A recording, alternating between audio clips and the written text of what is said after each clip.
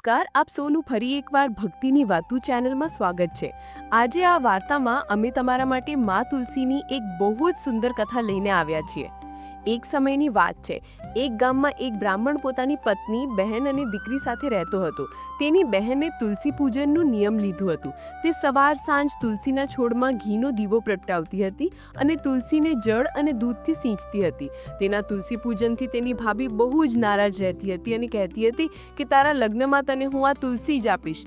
એક સમયે જ્યારે નણંદના લગ્ન થવાના હતા ત્યારે ભાભીએ ગુસ્સામાં આવીને પોતાની નણંદને તેના લગ્નમાં દાગીનાને બદલે તુલસીની મંજરીની માળા પહેરાવી દીધી। જોતા જોતામાં તે માળા સોનાના આભૂષણોમાં બદલાઈ ગઈ। જ્યારે જાનૈયાઓ જમવા બેઠા ત્યારે તેની ભાભીએ તુલસીનો કુંડો ફોડીને બધાને ભોજનના રૂપમાં પીરસી દીધો। અચાનક તે પણ સ્વાદિષ્ટ વ્યંજનોમાં બદલાઈ ગયો। જ્યારે વિદાયનો સમય આવ્યો ત્યારે ભાભીએ તેને વસ્ત્રોને બદલે બેગમાં જનેવું યજ્ઞોપવિત મૂકીને આપી દીધો। પણ જ્યારે નણંદ તેના સાસરે પહોંચી તો તે જ જનેવની જગ્યાએ રેશમી કપડાથી ભરાઈ ગયો હતો। આ જોઈને તેના સાસરિયામાં બધા ખૂબ તારીફ કરવા લાગ્યા। લગ્ન પછી એક દિવસ ભાઈએ પોતાની પત્નીને કહ્યું કે બહેનના લગ્નને ઘણો સમય થઈ ગયો છે, ચાલો થોડા સમય માટે તેને તેડવા જઈએ। ભાભીએ તેના સાસરિયાને આપવા માટે એક બોક્સમાં તુલસીના પાંદડા અને મંજરી ભરી દીધી। જ્યારે તેઓ નણંદના ઘરે પહોંચ્યા ત્યારે તેમણે તે બોક્સ ખોલીને જોયું તો તે બોક્સમાં રેશમી વસ્ત્રો અને આભૂષણો નીકળ્યા, જેને જોઈને તે બધા ખૂબ ચકિત થઈ ગયા। આ બધું જોઈને ભાભી પણ હેપતાઈ ગઈ। ત્યારે નણંદ બોલી, ભાભી, આ બધું મારા તુલસી પૂજનનું ફળ છે જે મા તુલસીએ મને પાછું આપ્યું છે। આ બધું જોઈને ભાભીએ પોતાની દીકરીને કહ્યું કે હવેથી તું રોજ તુલસી પૂજન કરજે। દીકરી અનિચ્છાએ રોજ તુલસી પૂજવા લાગી, જેનાથી તેની મા ખૂબ ખુશ રહેતી હતી। પછી જ્યારે દીકરીના લગ્નનો સમય આવ્યો ત્યારે માએ પોતાની નણંદના લગ્નની જેમ પોતાની દીકરીને પણ મંજરીની માળા પહેરાવી દીધી અને જમવામાં તુલસીનો કુંડો ફોડીને મહેમાનોને પીરસી દીધો। પણ ન તો તે માળા સોના ચાંદીમાં બદલાઈ અને ન તો મહેમાનોને પીરસવામાં આવેલો તે કુંડો સ્વાદિષ્ટ વ્યંજનોમાં બદલાયો। આ જોઈને બધા મહેમાનો ખૂબ નારાજ થયા અને તેની ખૂબ નિંદા કરવા લાગ્યા। ત્યારે તેનો પતિ બોલ્યો, મારી બહેને સાચા મનથી તુલસી પૂજન કર્યું હતું, તેથી તુલસી માતાએ તેનો સાથ આપ્યો અને તે લાલચમાં આવીને પોતાની દીકરી પાસે જબરદસ્તી તુલસી પૂજન કરાવ્યું, જેનું આ પરિણામ આવ્યું કે દીકરીના સાસરિયામાં આપણી નિંદા થઈ છે। હે તુલસી માં, જેવી કૃપા આપે નણંદ પર કરી તેવી જ કૃપા આપ આ વાર્તાને સાંભળતા, કહેતા અને હુંકાર ભરતા સૌ પર કરજો। જય તુલસી માતા।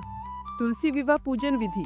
તુલસી વિવાહ માટે પૂજન સ્થળને સાફ સુથરા કરી ફૂલોથી સારી રીતે સજાવો। તુલસીના કુંડામાં શેરડીનો મંડપ જરૂર બનાવો। તુલસી માતાનો 16 શણગાર કરીને ચુંદડી અર્પણ કરો। તુલસી વિવાહ કરવા માટે સૌથી પહેલા ચોકી બિછાવો, તેના પર તુલસીનો છોડ અને શાલિગ્રામને સ્થાપિત કરો। આ પછી તેમની પાસે કળશમાં પાણી ભરીને રાખો।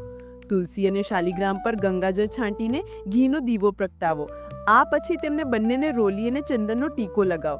ત્યાર પછી શાલિગ્રામને હાથમાં લઈને તુલસીની પરિક્રમા કરો। આ પછી ફરી તુલસીને શાલિગ્રામની ડાબી બાજુએ રાખીને આરતી કરો। મંગીત। જય જય તુલસી માતા મૈયા, જય તુલસી માતા, સબ જગ કી સુખદાતા, સબકી વરમાતા, જય તુલસી માતા। હે તુલસી મૈયા, મારા ઘર પરિવાર પર તમારી કૃપા બનાવી રાખજો। જય તુલસી માતા। મહિમા અને તુલસી માતાની કૃપા। માં, તમે રોજ તુલસીના છોડની પૂજા કેમ કરો છો?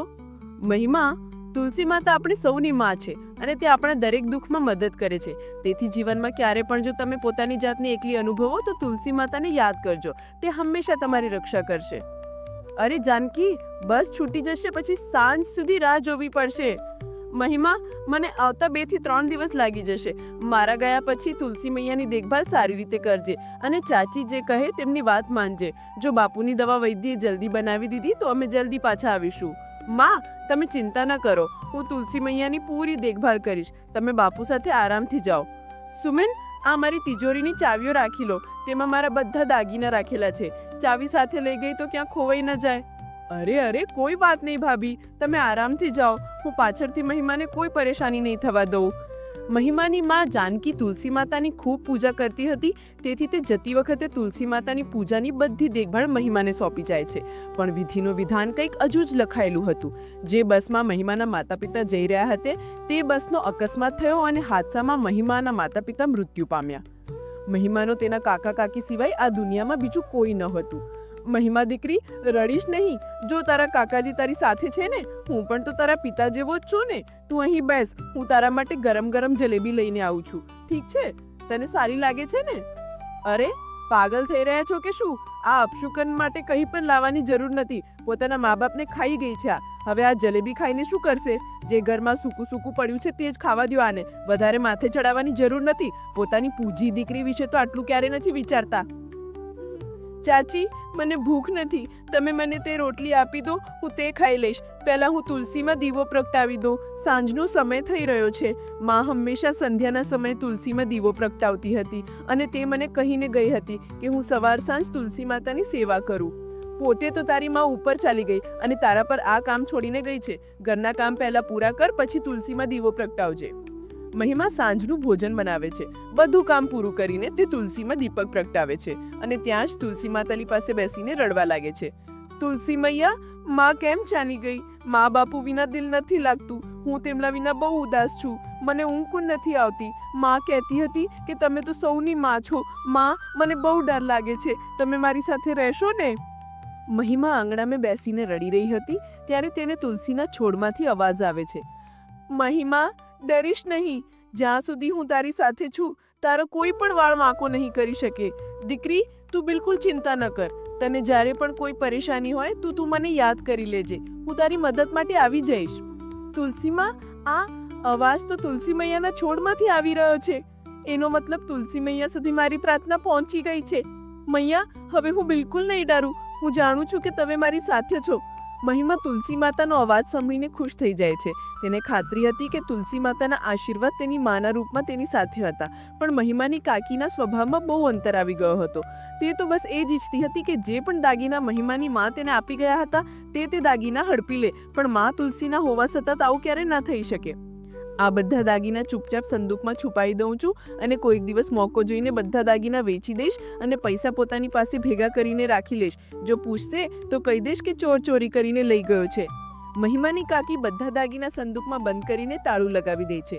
મહિમા, ઓ મહિમા, ક્યારની તને અવાજ લગાવી રહી છું. હું બજાર જઈ રહું છું. મારા પાછા આવવા સુધી બધા કપડાં ધોઈને આંગણા સારી રીતે લીપી દેજે અને બપોરનું ભોજન બનાવીને રાખી દેજે. જો કોઈ પણ કામ બાકી રહ્યું તો તારી ખેર નહીં. મને તો માટીથી આંગણું લીપતા આવડતું જ નથી. મેં આ કામ ક્યારેય નથી કર્યું. ચાચી, મોટી આવી કામના બહાના શોધવાવાળી. જેમ ફાવે તેમ કર. આખું આંગણા સારી રીતે લીપેલું હોવું જોઈએ. હે તુલસીમાં, મારી મદદ કરો. મને આંગણું લીપતા નથી આવડતું. ચાચી આવીને બહુ મારશે. મહિમા રડવા લાગે છે ત્યારે તેની સામે તુલસી માતા પ્રગટ થાય છે અને એક સાધારણ સ્ત્રીનું રૂપ ધારણ કરી લે છે. દીકરી, તું ચિંતા ન કર. લાવ માટી આપ, હું તારું આખું આંગણું લીપી દઉં છું. માં, હું જાણતી હતી કે તમે મારી મદદ માટે જરૂર આવશો. સાધારણ સ્ત્રીના રૂપમાં માતા તુલસી મુસ્કુરાવા લાગે છે. થોડીવાર પછી મહિમા જોવે છે કે મા તુલસીએ થોડી જ ક્ષણોમાં બધું કામ પૂરું કરી દીધું. માં, તમે તો બધું કામ ચપટીમાં જ પૂરું કરી દીધું. હવે ચાચી મારા પર ગુસ્સો નહીં કરે. દીકરી, હવે તું થોડીવાર આરામથી સૂઈ જા. મહિમા ત્યાં જ તુલસીના છોડ પાસે સૂઈ જાય છે અને દેવી તુલસી અંતર ધ્યાન થઈ જાય છે. મહિમાની કાકી જ્યારે ઘરે આવીને બધું કામ પતેલું જોવે છે તો તે હેરાન થઈ જાય છે. હવે તે રોજ મહિમાને કઠિનથી કઠિન કામ આપીને જવા લાગી, પણ તુલસી માતા આવીને બધું કામ કરી દેતી હતી. એક દિવસ મહિમાની કાકીએ ચોરી છુપીને તુલસી માતાને સ્ત્રીના રૂપમાં ઘરનું કામ કરતા જોઈ લીધું. આ વાત છે ત્યારે જ હું કહું કે મહિમા આટલી જલ્દી તો ઘરના કામ ન પતાવી શકે. આ કોઈ સ્ત્રીની મદદ લે છે જે અહીં તેના બદલે ઘરનું કામ કરે છે. એવું ન હોય કે તેણે આખું ઘર જ લૂંટાવી દીધું હોય. કોઈ ભરોસો નથી. આ કામના બદલે તેને કંઈક ને કંઈક જરૂર આપી રહી છે. એકવાર સંદૂકમાં જઈને જોઉં છું ક્યાંક દાગીના તો તેને દાનમાં નથી આપી દીધા. મહિમાની કાકી રૂમમાં જઈને સંદૂક જુએ છે જેમાં મહિમાની માં જાનકીના દાગીના રાખેલા હતા, પણ સંદૂકમાં દાગીનાની જગ્યાએ પથ્થરો હતા. મહિમાની કાકી પોતાનું માથું પીટી લે છે. હે રામ, હું તો લૂંટાઈ ગઈ, બરબાદ થઈ ગઈ. સાંભળોજી, જેઠાણીજીના બધા દાગીના ચોરી થઈ ગયા છે. જરૂર આ મહિમાએ તે સ્ત્રીને આપી દીધા હશે જેની પાસે તે ચોરી છુપી ઘરના કામ કરાવે છે. તેને કહો કે તે સ્ત્રીને બોલાવે. તે ક્યાં રહે છે? ચૂપચાપ ચોરી કરેલા બધા દાગીના પાછા આપશે. મહિમા, તારી કાચી કોના વિશે વાત કરી રહી છે? અને સુલોચના, ઘરનું કામ કોઈ બીજા પાસે કરાવે છે તો પછી તું શું કરે છે? ઘરના કામ તો તારે કરવા જોઈએ ને. મને કઈ સમજ નથી પડતી. કાકા, ચાચી આખો દિવસ ઘરના કામ મારી પાસે કરાવતી હતી. મારાથી એકલા બધા કામ નથી થઈ રહ્યા. મને કેટલાક કામ કરતા જ આવડતા નહોતા. તેથી મેં તુલસી માતાને બોલાવ્યા. ચાચી જેના વિશે કહી રહી છે તે તુલસી માતા છે. તે જ રોજ મારી મદદ માટે આવે છે. જુઓ જુઓ, આ કોને બુદ્ધુ બનાવી રહી છે? ભલા તુલસીના છોડમાંથી પણ તુલસી માતા બહાર આવી શકે? આવું ક્યારેય ન થઈ શકે. આ તો ગાંડી થઈ ગઈ છે અથવા કોઈના કહેવાથી આવું કરી રહી છે. તેને પૂછો કે બધા દાગીના ક્યાં છે. ખબર નથી તેણે કોને આપી દીધા. સૌથી પહેલા તો તે સ્ત્રીને બોલાવે. તેને કહો કે હમણાં ને હમણાં બધા દાગીના બોલાવે. હે તુલસી મૈયા, ચાચીને વિશ્વાસ નથી થઈ રહ્યો કે તમે મારી મદદ માટે આવો છો. માં, આવો ને, મારી મદદ કરો. ચાચીને જણાવો કે મેં તમને કોઈ દાગીના નથી આપ્યા. હે તુલસી માતા, મારી મદદ કરો. મહિમા રડવા લાગે છે. ત્યારે તુલસીના છોડમાંથી તુલસી માતા પ્રગટ થાય છે. ગભરાઈશ નહીં મહિમા દીકરી, મારા હોવા છતાં તને કંઈ નહીં થાય. સુલોચના, તારા મનમાં રહેલો લાલચ હું જોઈ શકું છું. તે એક ભોળી ભાળી બાળકી પર કેટલા અત્યાચાર કર્યા છે. હું તને તેનો દંડ હમણાં આપી શકું છું. નહીં માં, ચાચીને કંઈ ન કહેતા. ચાચી તરફથી હું માફી માંગુ છું. હે તુલસીમાં, તમારા દર્શન કરીને અમે તો કૃતાર્થ થઈ ગયા. અમને ક્ષમા કરો માં, હું આ બધાથી અજાણ હતો. મને નથી ખબર કે સુલોચના મહિમા સાથે આવું વર્તન કરે છે. મને માફ કરી દો મૈયા, મારાથી ભૂલ થઈ ગઈ. મારી આંખ ઉપર લાલચનો પડદો પડી ગયો હતો. હું આજ પછી ક્યારેય પણ મહિમા અને પૂજા બંને